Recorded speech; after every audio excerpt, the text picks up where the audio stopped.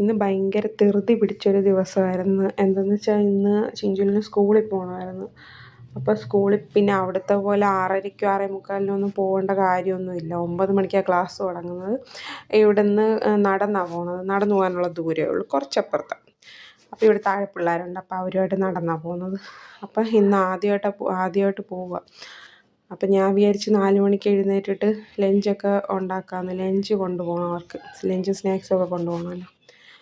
അപ്പോൾ ഇന്ന് ഇടിയപ്പമായിരുന്നു ഉണ്ടാക്കുന്നത്. അപ്പോൾ ഇടിയപ്പത്തിൻ്റെ കുറച്ച് മാവെടുത്ത് മാറ്റിയിട്ട് ഞാൻ തേങ്ങയും ശർക്കരയും വെച്ചിട്ട് മറ്റേ കുഴക്കട്ട ഉണ്ടാക്കുന്നുണ്ട്. അവർക്ക് സ്നാക്സായിട്ട് കൊടുത്തു വിടാമല്ലോ എന്നൊക്കെ വിചാരിച്ചിട്ട്.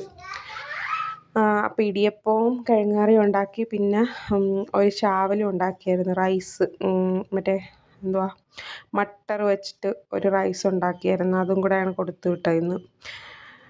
അപ്പോൾ പെട്ടെന്ന് കാര്യങ്ങളൊക്കെ ചെയ്യുന്നത്. ഞാൻ വിചാരിച്ചു ഇനി ലേറ്റായി വല്ലതും പോയാലോ.